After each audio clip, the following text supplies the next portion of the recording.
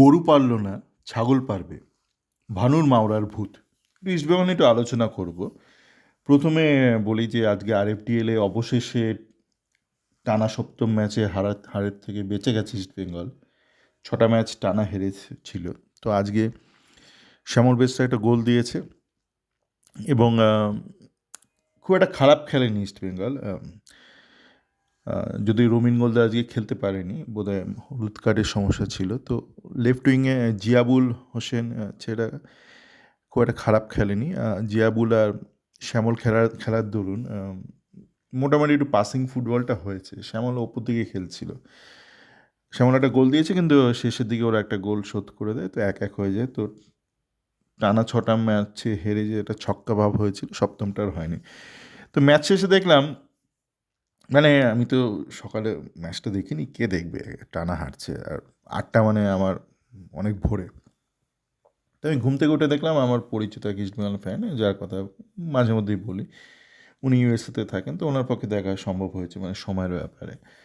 তো উনি লিখলেন এটা সেটা, এবং উনি একটু আতঙ্কিত যে এই বিভাস, যে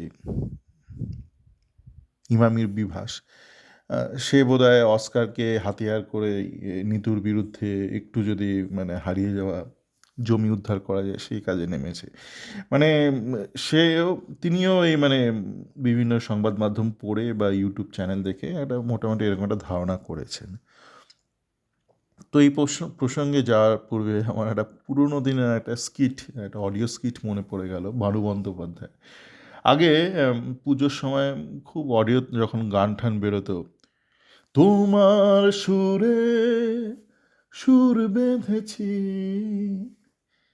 সেই কুমার শানু থেকে শুরু করে তারও আগে থেকে, মানে একসময় বেরোতো, মনে কি গো পরে সেই দিনের কথা, ভরা ভরা রাতে চাঁদও ছিল।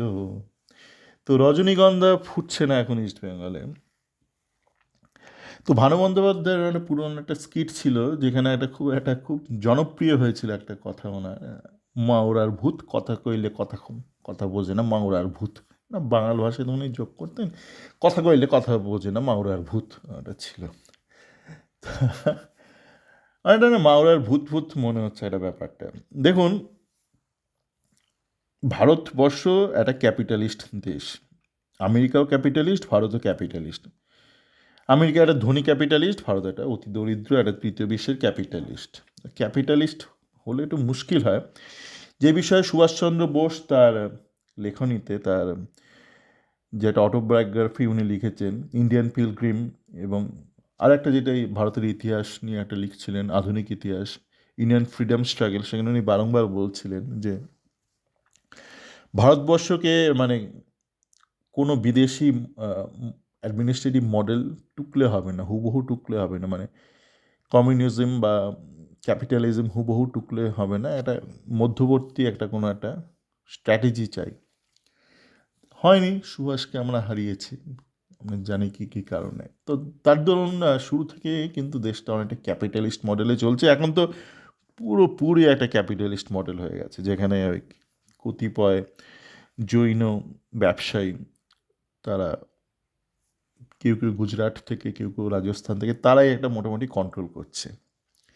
এবং যেটা হয়েছে, তাদের হাতে দেশে নিয়ন্ত্রণ চলে যাওয়ার ফলে দেশের পলিসি, অর্থনীতি কিছু আর হচ্ছে না। আপনার ওই জিডিপি বাড়ছে, তার কারণ মুষ্টিমেয় কিছু ব্যবসায়ী আর্থিক সম্বলটা বাড়ছে, আর মানুষের সামগ্রিক যেই স্টেটাস, ফিনান্সিয়াল স্টেটাস, লাইফস্টাইল, সেটা তৃতীয় বিশ্বে আটকে আছে। তো সেই দরুন মানে এদের না একটু গাঁট বুদ্ধি। আমি বলছি যে ইমামির, জানি না মানে কারা ফুটবলের সাথে যুক্ত রয়েছে, কোন কোন ব্যক্তি বিশেষ, কিন্তু যারা রয়েছে খুব একটা বুদ্ধিমানের মতন কাজ করছে না।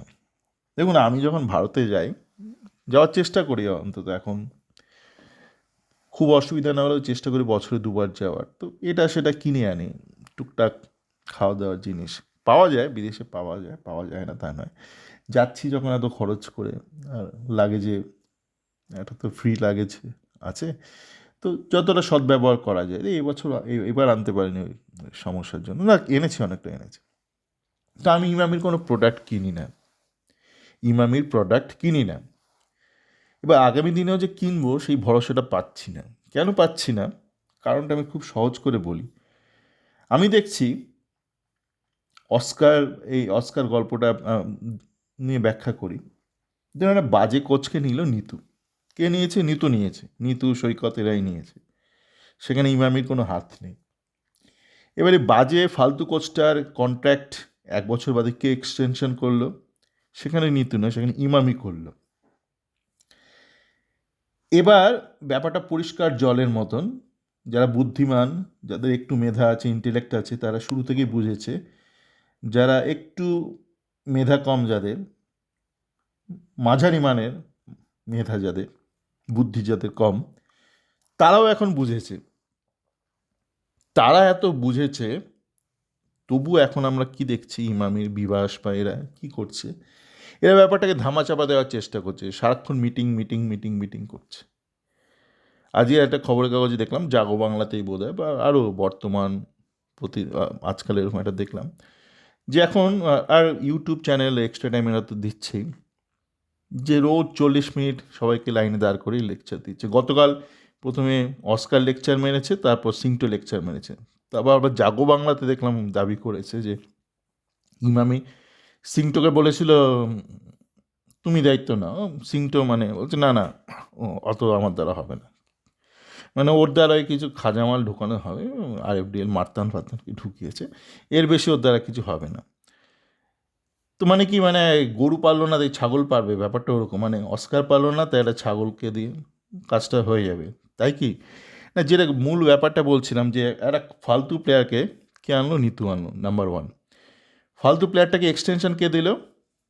ইমামি দিল, বিভাসরাই দিল extension. Number 2 point. Number 3 point, এখন পুরোপুরি এক্সপোজড যে অস্কার অতি বাজে কোচ, কিন্তু একে রেখে দেওয়ার জন্য উঠে পড়ে লেগেছে। কারণটা আমরা জানি না, কিন্তু রেখে দেওয়ার জন্য উঠে পড়ে লেগেছে। এই যে 3rd পয়েন্ট, এই যে ব্যাপারটা এক্সপোজড হয়ে যাওয়ার পরও তাকে রাখার জন্য আপ্রাণ চেষ্টা করছে। এর ফলেই না এই কোম্পানিটার ওপর, ইমামি কোম্পানিটার ওপর আমার ব্যক্তিগতভাবে কনফিডেন্স কোনো কালেই ছিল না, এখন আরও কমছে। কেন বলুন, আমি কি ভরসায় ওদের একটা কোনো তেল কিনবো বা মশলা কিনবো? আগামীবার যখন কলকাতায় যাব, ইমামির কোনো একটা তেল বা মশলা আমি কোন ভরসায় কিনবো আপনি বলুন? কেননা আমি দেখছি, দেখুন, কাজ করতে গেলে ভুল হতেই পারে। পৃথিবীর বড় বড় বড় কোম্পানি, কমোডিটি প্রোডাক্ট, ওষুধের কোম্পানি, মেডিকেল ডিভাইস কোম্পানি, প্রায় প্রত্যেকেই ভুল করেছে। যারা এই মুহূর্তে যারা রয়েছে বাজারে, প্রত্যেকেই ভুল করেছে।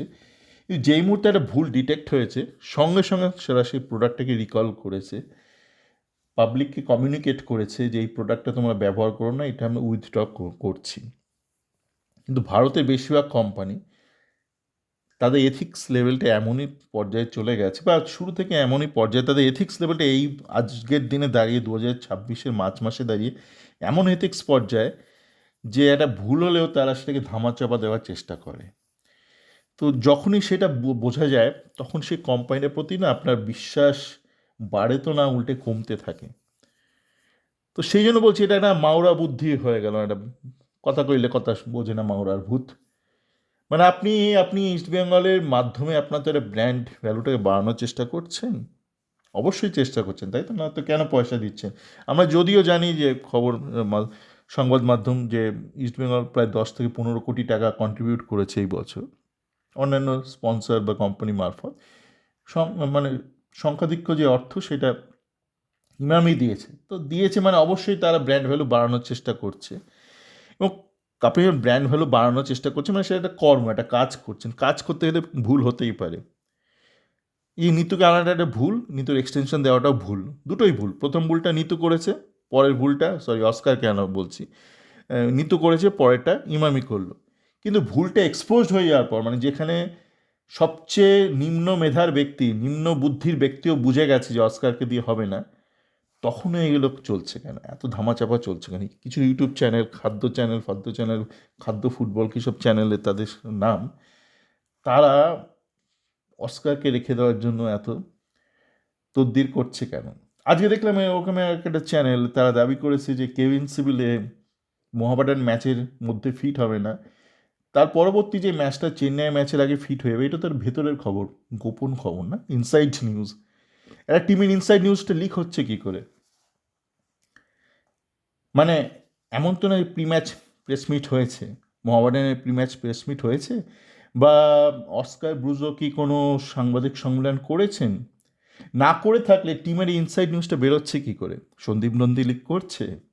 গোলকিপার কোচ সন্দীপ নন্দী কি লিক করছে ভেতরের খবরটা? না না, তাহলে এই ভেতরের খবরটা বেরোচ্ছে কি করে? এই আমি বলেছিলাম না, এই যে যারা এসব চিটিং বা জোচ্চোর ইউটিউবার রয়েছে, তারা এই ভেতরের খবরগুলো দিয়ে লিক করে, তাদেরকে দিয়ে লিক করানো হয়।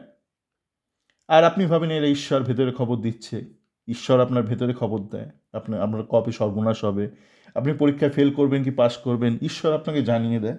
নিজে না পারলেও আপনাকে জ্যোতিষীর মারফত জানিয়ে দেয় ঈশ্বর। তা আপনি ধরে নিলেন এরা ঈশ্বর, আর বিনিময় ঈশ্বররা কী করছে? ঈশ্বররা এই যারা ভেতরের খবরটা লিক করছে তাদের হয়ে ওকালতি করছে। না না, একে আরও একটু সময় দেওয়া হোক, ওই তো হয়ে এলো সিজনটা শেষ, এখনই কেন লাথি মারবে, আর একটু সময় দেওয়া হোক। তো এই জন্য ভারতবর্ষটা তৃতীয় বিশ্ব হয়ে আছে, এবং আমি কোনো এই মুহূর্তে কোনো ভবিষ্যৎ দেখছি না। তৃতীয় থেকে দুইয়ের দিকে যাচ্ছে না, পেছন দিকে চারের দিকে যাচ্ছে ভারতবর্ষ। ওই আজকে দেখলাম, একটু আগেই দেখলাম, অল ইন্ডিয়া ফুটবল ফেডারেশনের যে একটা ফিফা একাডেমি বানিয়েছিল উড়িষ্যায়, বিশাল এজ স্ক্যাম করেছে, ধরা পড়ে গেছে, দেখে নেবেন। একটু আগে আজকে খবরটা বেরিয়েছে। চলে, ভালো থাকবেন।